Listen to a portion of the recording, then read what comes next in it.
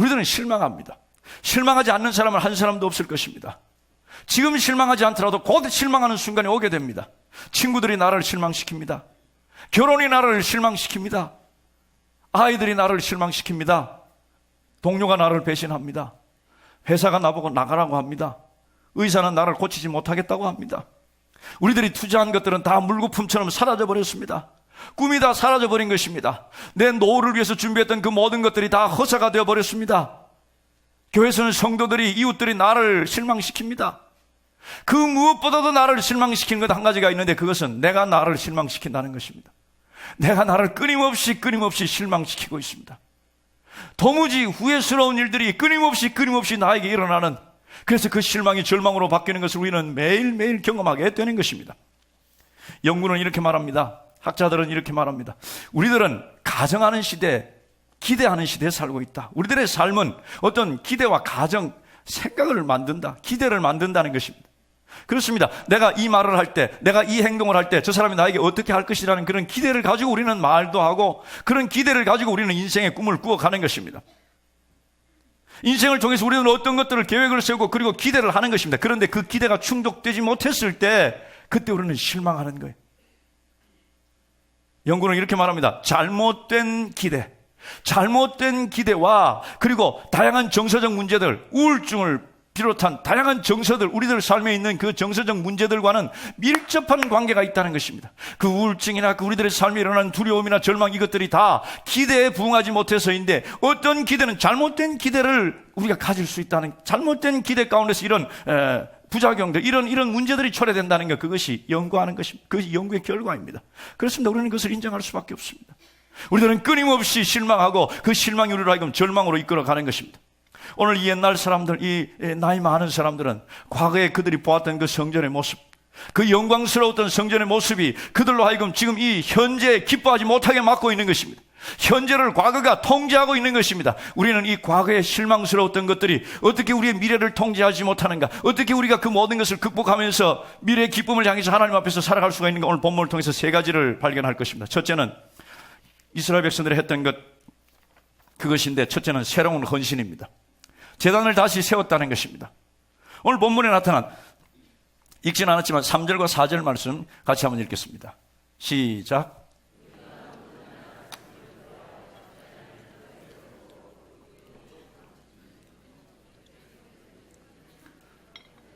예, 4절 말씀 같이 한번 읽습니다. 시작.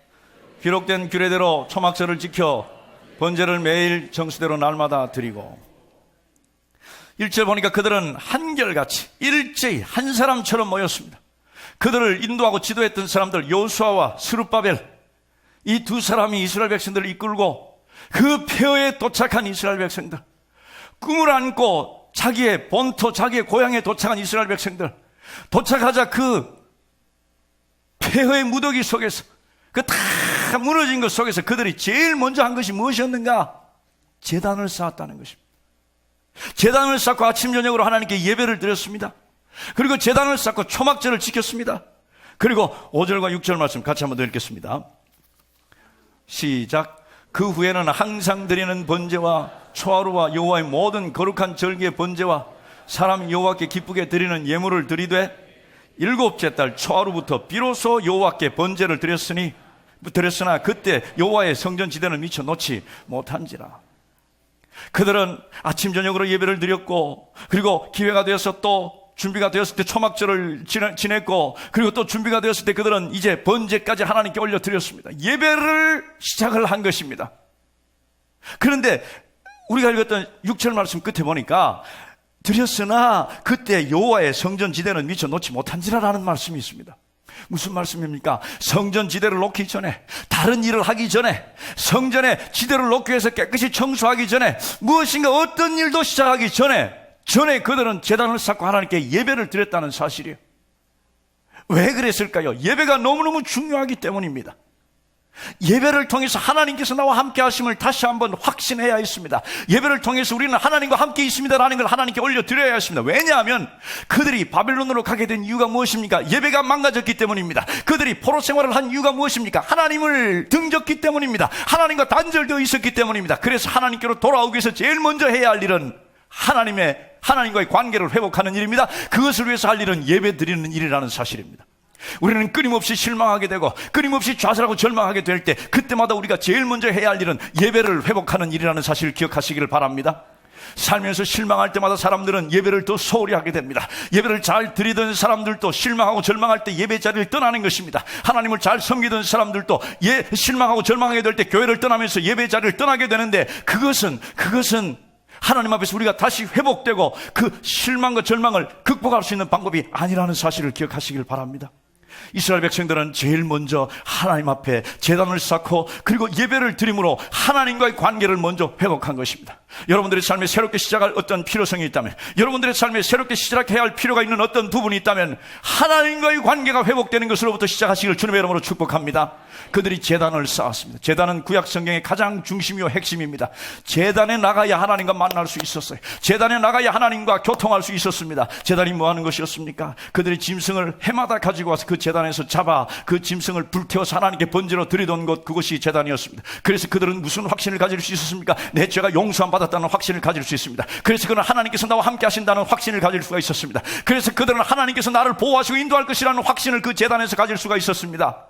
이 제단은 하나님과 사람들을 연결시켜주는 것이었습니다. 이 제단이 있어야만 우리는 하나님 앞에 예배할 수 있는데, 이 시대 우리 그리스도인들에게 있어 제단이 무엇입니까? 어떤 한 장소, 어떤 물리적인 그런 단위 아니라 이 시대 우리들에게서 제단은 바로 예수 그리스도의 십자가인 것입니다. 그 제단에서 짐승을 잡아 그 속죄 피를 흘렸던 바로 그 제단이 예수 그리스도의 십자가예요. 십자가에서 우리 주님께서는 그 피를 다 흘리시고 그리고 우리를 구원하시고 우리를 자녀 삼으신 그 하나님의 수단이 되신 것입니다. 믿으시면 아멘 합시다. 그래서 우리는 끊임없이 십자가로 나와야 하는 것입니다. 십자가로 달려가야 하는 것입니다. 그 십자가에서 우리는 무슨 생각을 합니까? 우리 죄가 용서받았음을 확신합니다. 그렇습니다. 예수 그리스도의 보혈의 피로 말미암아 내 죄가 다 씻음받았습니다 라는 것을 확신하게 되는 것입니다. 그리고 우리 주님께서 나와 함께 하신다는 사실을 확신합니다. 그리고 우리 주님께서 내 삶을 인도할 것이라는 사실을 확신하게 됩니다. 그러면서 우리는 하나님과 더욱 가까워지고 하나님과 더 밀접한 관계를 가지면서 하나님의 선하심을 경험하면서 맛보면서 그리스도인으로 살아가게 되는 것입니다. 새로운 출발이 일어나는 것입니다.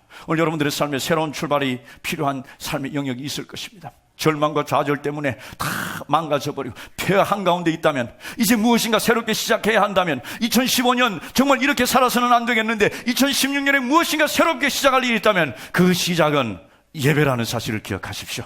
예배가 선행되지 않고는 성전 지대를 깔 수도 없었습니다. 예배가 선행되지 않고는 성전을 지을 수도 없었습니다. 여러분들의 삶에 무엇인가 시작하기 위해서는 예배가 선행되지 않으면 그 나머지 일들은 할 수가 없는 것입니다. 교회 사역도 마찬가지입니다. 많은 사역들이 있고 많은 할 일들이 있어 그것을 하기로 결심하지만 그 앞서 해야 할 일은 예배라는 사실을 기억하십시오. 이제 오늘 2016년도에는 여러분들의 삶에 예배가 든든히 세워지는 그런 삶이 되기를 원합니다. 우리 주님 앞으로 매일매일 달려오는 삶이 되기를 주님의 이름으로 축복합니다. 그래서 하나님과 교통함과 하나님과 함께함과 하나님의 임재가 여러분들의 삶에 가득하시기를 주님의 이름으로 축복합니다.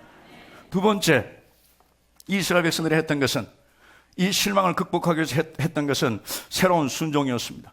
기초를 다시 놓았다는 사실입니다. 성전 기초를 놓았어요. 그들은 제단을 쌓고 하나님과의 관계를 회복시켰습니다.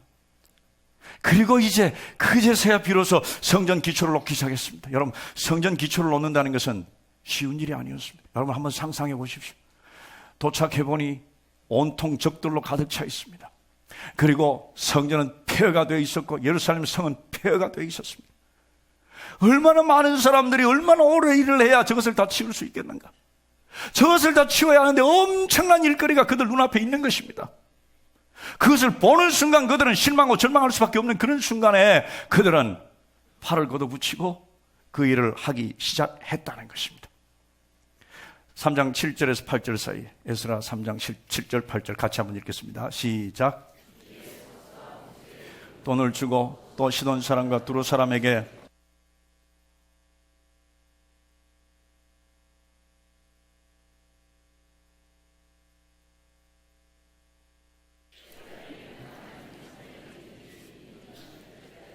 스알디엘의 아들 스룹바벨과 요사닥의 아들 예수아와 다른 형제 제사장들과 레위 사람들과 무릇 사로잡혔다가 예루살렘에 돌아온 자들이 공사를 시작하고 20세 이상의 레위 사람들을 세워 여호와의 성전 공사를 감독하게 하매, 일을 한 거예요.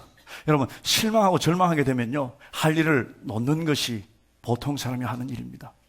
의욕을 잃어버리고 하던 일도 안 하는 것, 그리고 침대에 들어가 이불을 뒤집어 쓰고 누워있는 것, 그것이 보통 사람들이 하는 일이에요. 그러나 실망을 극복하기 위해서는 무엇인가 해야 한다는 사실입니다. 오늘 이스라엘 백성들은 먼저 하나님의 제단을 세우고 그리고 성전 지대를 놓기 시작했습니다.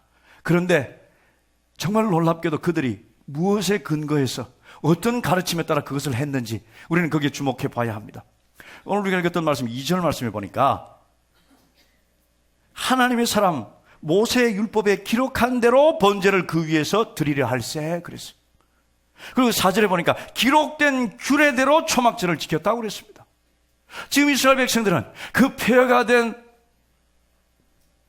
그 절망스러운 그 실망스러운 자리에 와서 그들이 해야 할 일들이 무엇이라는 것을 알고 그것을 할 때 무엇에 근거해서 했는가? 하나님의 말씀에 근거해서 그들은 그 일을 시작했다는 거예요. 모세 율법은 언제 세워진 것입니까? 그때부터 1000년 전에 세워진 것입니다. 1000년 전에 하나님께서 시내산에서 모세에게 주신 율법이 바로 그들이 그 말씀대로 순종했던 바로 그 율법이에요. 1000년. 여러분 1000년이에요. 1000년. 1000년 동안 수없이 많은 물들이 강을 통해서 바다로 들어갔고 수없이 많은 나라들이 세워졌다. 그리고 무너졌고 이스라엘만 해도 사사시대로부터 시작해서 왕정시대, 그리고 분열 왕국시대, 그리고 멸망하고 바벨론 시대, 포로 시대, 그 모든 것을 다 거치고 지금 이 자리에 온 것입니다. 아주 오래전에 쓰였던 그 하나님의 말씀, 그 율법을 그들은 다시 그들에게 가졌어. 아니, 그들이 율법으로 돌아간 것입니다. 하나님의 말씀으로 돌아가서 하나님의 말씀이 하라고 하는 대로 제단을 쌓고 그리고 성전 털을 놓은 것입니다. 실망과 절망에 있어 우리가 돌아갈 것은 하나님께 예배하는 자리요 또 하나님의 말씀이라는 사실을 기억하십시오. 우리가 다시는 같은 실수를 되풀이하지 않기 위해서 우리가 돌아가야 할 것은 하나님의 말씀이에요. 설명서예요. 매뉴얼이에요. 하나님께서 우리가 어떻게 살라고 말씀하신 바로 이 하나님의 말씀으로 돌아가야 우리는 이 말씀대로 살아야 우리는 또 다른 실패를 경험하지 않을 수가 있습니다. 또 다른 실망스러운 상황을 경험하지 않을 수가 있는 것입니다. 우리들에게 있어 이 매뉴얼, 이 설명서는 너무너무 중요합니다. 제가 컴퓨터를 사거나 무슨 그런 유사한 것들을 사면요, 제가 성질이 급해가지고 그냥 설명서 읽지도 않고 바로 해봅니다. 할 자신도 있어요. 그래서 무엇인가 조립도 해보고 하지만 영락 없이 결과는 좋지 않아요. 작동하지 않습니다. 그래서 설명서를 자세히 읽어보면 순서가 바뀌었든지 뭔가 잘못된 것을 발견하게 됩니다. 그것을 고친 후에는 제대로 다 작동하게 되는 것입니다. 우리가 또 다른 실수를 범하지 않기 위해서는 우리는 하나님의 말씀으로 돌아가야 하는 것입니다. 하나님의 말씀으로 돌아가 하나님의 말씀에 따라서 우리는 살아가야 하는 것입니다. 오늘 여러분들의 삶에 새롭게 시작할 필요가 있다면 하나님과의 사이, 하나님과의 관계, 예배를 회복하시고 그리고 말씀으로 돌아가야 한다는 사실을 기억하십시오. 하나님의 말씀이 우리들을 다시는 그런 실수를 범하지 않는 온전히 하나님의 뜻이 무엇인지를 우리들에게 알려주고 우리는 그 길로 걸어갈 수가 있게 되는 것입니다.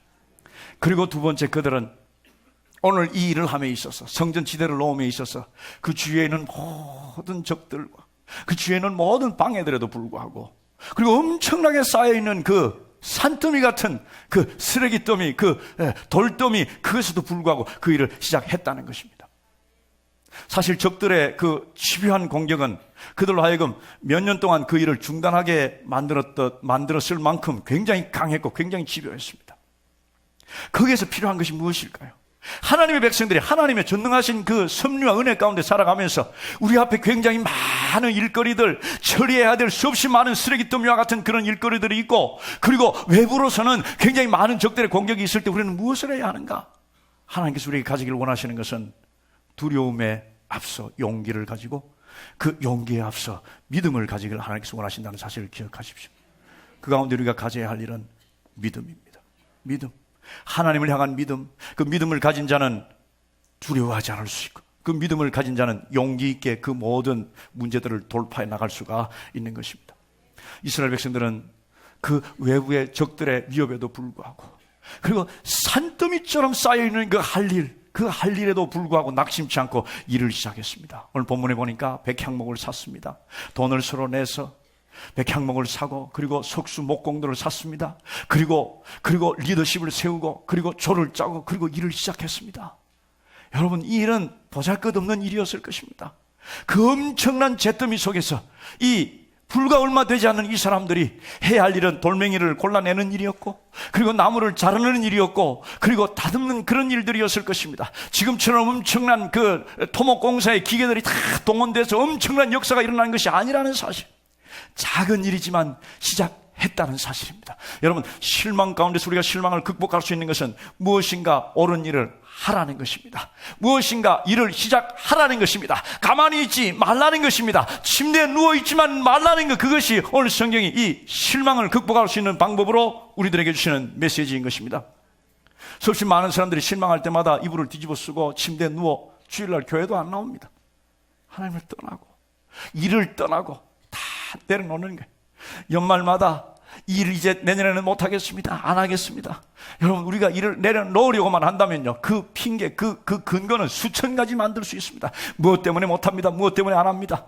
왜냐하면 실망했기 때문입니다. 내가 시험 들었기 때문입니다. 이것은 그 실망과 시험을 극복할 수 있는 방법이 아니라는 사실이에요.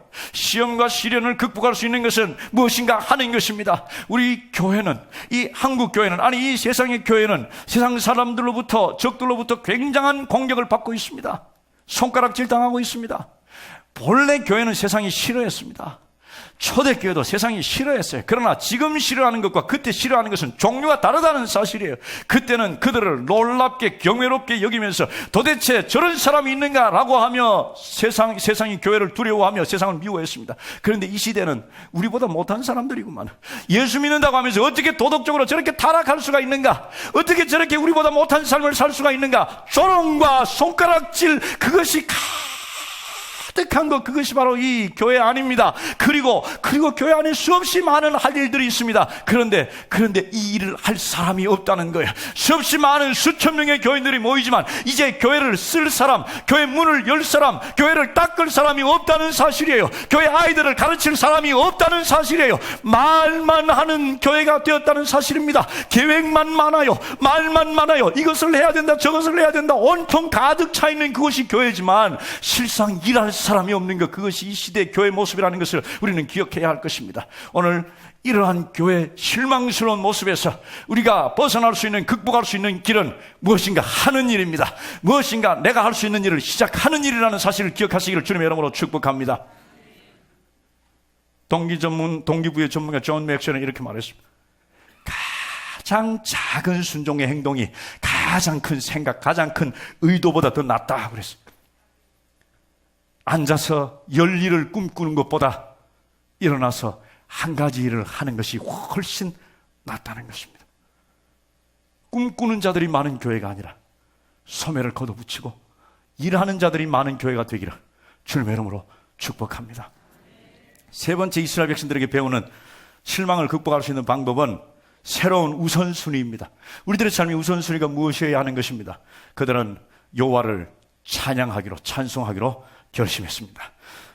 에스라 3장 10절에서 11절 말씀 같이 한번 읽겠습니다. 시작. 건축자가 여호와의 성전에 기초를 놓을 때에 제사장들은 예복을 입고 나팔을 들고 아삽 자손 레위 사람들은 제금을 들고 서서 이스라엘 왕 다윗의 규례대로 여호와를 찬송하되 찬양으로 화답하며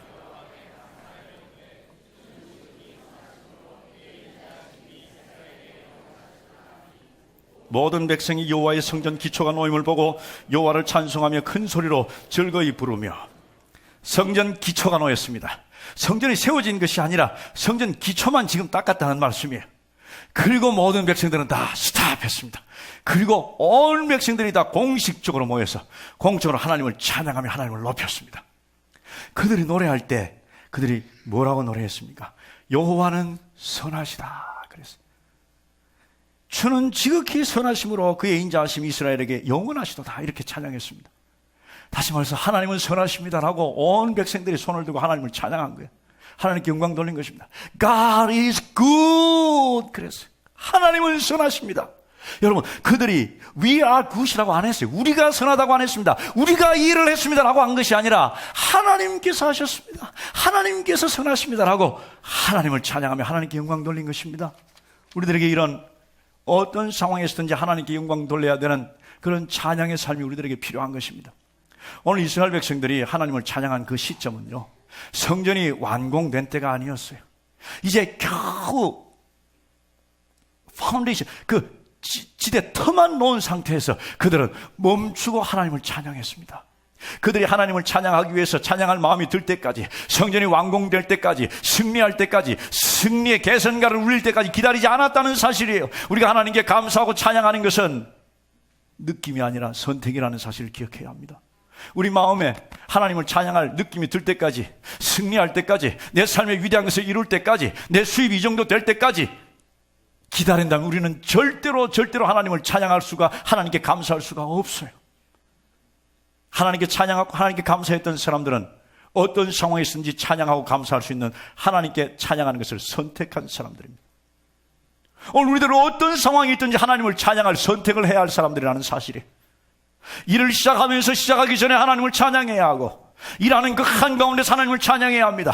전투를 시작하기 전에 하나님을 찬양하고, 전투 한가운데서 찬양하고, 적들에게 둘러싸여 있을 때 하나님을 찬양하고, 그리고 그 일을 진행하면서 힘들고 어려울 때 하나님을 찬양하고, 그리고 승리가 우리에게 올 때는 더더욱이 하나님을 찬양해야 하는 것, 그것이 오늘 성경이 우리들에게 가르쳐주는 우리의 삶의 우선순위라는 사실이에요. 여러분들의 삶에서 얼마나 하나님을 찬양하며 하나님을 감사합니까? 그렇습니다. 우리들의 삶에 모든 것이 잘 될 때는 우리는 하나님을 찬양할 수가 있습니다. 돈을 충분히 벌어서 모든 페이먼트, 모든 고지서를 다 완납할 수 있을 때, 그때 우리 자녀들이 그들의 삶이 형통할 때, 직장에서는 승진하고, 그리고 돈은 연봉 1억이 넘고 이렇게 할 때 우리는 감사할 수 있어요. 감사하고 찬양하는 것이 쉬워요. 그러나 내 기대에 어긋났을 때, 내 삶의 모든 것이 좋아 보이지 않을 때, 그때 정말 하나님께 감사할 수 있고 하나님께 찬양할 수 있는 것은 신앙의 진보인 것입니다. 내 삶이 완벽과 너무나 거리가 멀 때, 내 삶을 돌아보고 이것은 내가 원하던 삶이 아니야 라고 고백할 그때도 우리는 하나님을 찬양해야 하는 것입니다. 왜냐하면 하나님의 선하심 때문입니다. God is good. 하나님은 선하시다. 그 하나님의 선하심이 나를 붙들고 있다. 그 전능하신 하나님의 손이 나를 붙들고 있으니, 그리고 결국 선하심으로 나를 인도할 것을 내가 확신하니, 내 삶이 이렇게 힘들더라도, 내 삶이 이렇게 실망스럽더라도 나는 그 자리에서 하나님을 찬양하며 하나님께 감사한다는 것, 그것이 이스라엘 백성들의 모습이었고, 오늘 우리들이 실망을 극복하는 우리들의 삶이 되어야 한다는 사실을 기억하십시오. 이스라엘 백성들은 실망 한가운데서 하나님을 찬양했습니다. 성전 지대는 놓았지만 그들 눈에 보이는 것은 온통 폐허뿐이었습니다. 온통 쓰레기 더미뿐이었습니다. 그리고 그 너머에는 적들이 그들을 호시탐탐 공격하기 위해서 노리고 있었습니다. 정말 불안하기 짝이 없고, 그리고 만족스럽지 않기 짝이 없고, 그리고 정말 절망을 느끼기에 적합한 그 순간에 그들은 다 멈추고 하나님을 찬양한 것입니다. 여러분들의 삶이 이렇게 되기를 주님의 이름으로 축복합니다. 정말 실망스러운 그 실망의 한가운데서, 폐허의 한가운데서 모든 것이 다 안 되고, 하나님 내 인생 왜 이렇습니까? 왜 이렇게 엎치고 덮친데 이렇게 하나님 내 인생이 이렇게 바닥으로 달려갑니까? 라는 그 순간 하나님을 찬양할 수 있다면 그 사람은 위대한 하나님의 사람으로 하나님께서 그를 사용하실 것입니다. 우리가 오늘 이 말씀을 가지고 4가지 교훈을 얻으려고 합니다. 먼저는 우리들의 기억과 꿈, 기억은 과거요, 꿈은 미래입니다. 그것을 하나님께 내드리라는 것입니다. 우리는 우리의 과거를 다시 고칠 수가 없습니다. 그리고 우리의 과거는 하나님의 전능하신 손 안에서, 하나님의 전능하신 인도하심 가운데서 이루어졌다는 사실을 기억하시기 바랍니다. 그리고 그것을 하나님께 맡기십시오. 그리고 우리의 미래를 하나님의 손에 올려놓으시길 바랍니다. 여러분들은 지금 미래를 계획하고 있을 것입니다. 각각에는 2016년 여러분들이 어떻게 할 것을 계획하고 있을 것입니다. 그 모든 것들이 내 계획과 내 노력 안에서 되는 것이 아니라 하나님의 섭리와 하나님의 인도하심 가운데 되도록 하나님 앞에 여러분들의 미래를, 내일을 올려놓으시길 바랍니다.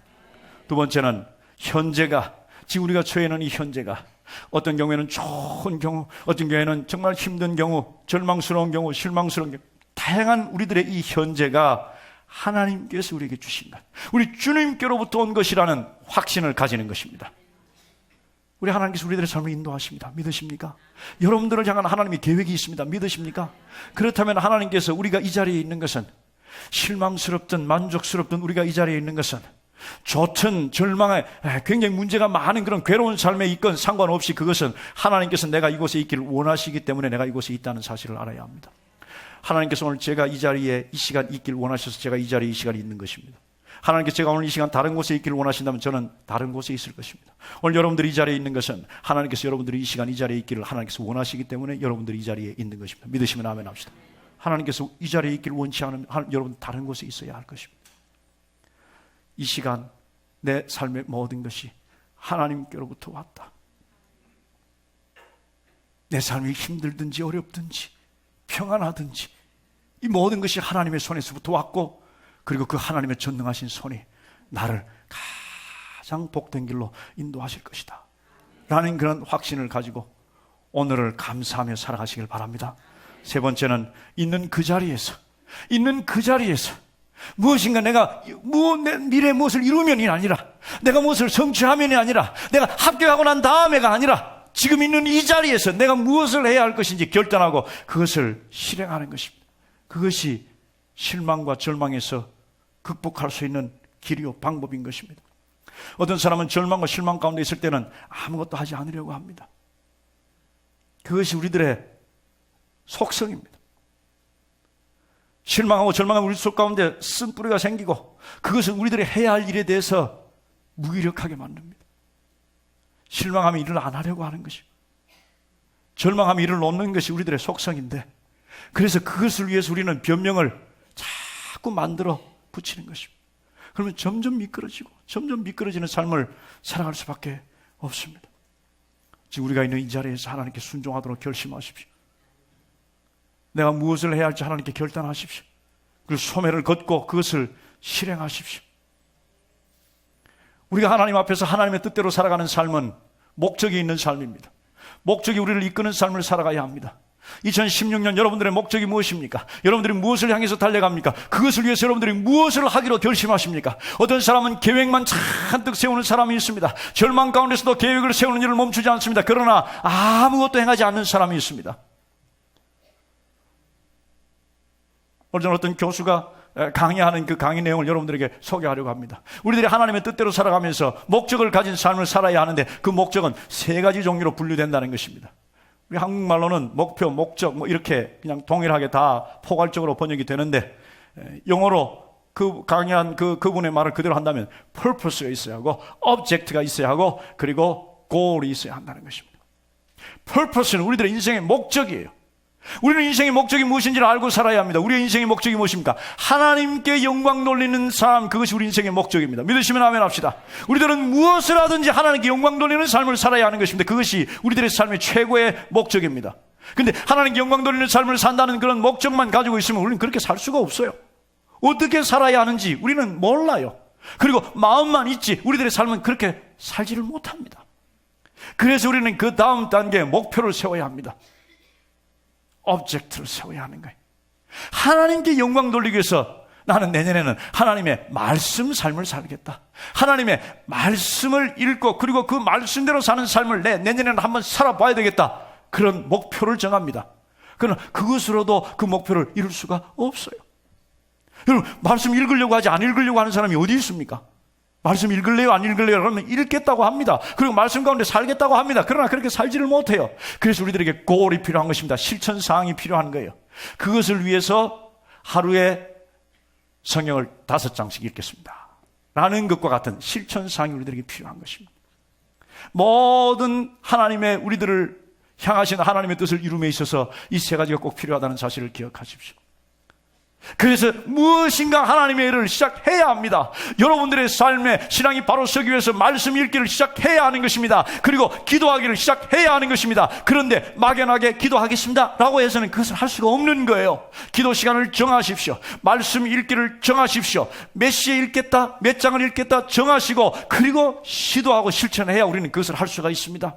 하나님의 일을 하는 것도 마찬가지입니다. 오늘 어쩌면 여러분들 중에 나도 하나님의 일을 해야 되겠다라고 결심할 수가 있습니다. 그러나 오늘 이 설교가 마치고 저 문을 나서서 여러분들이 집으로 돌아가는 순간, 돌아가면서 그 모든 여러분들의 결심은 다 스르르 다 없어질 거예요.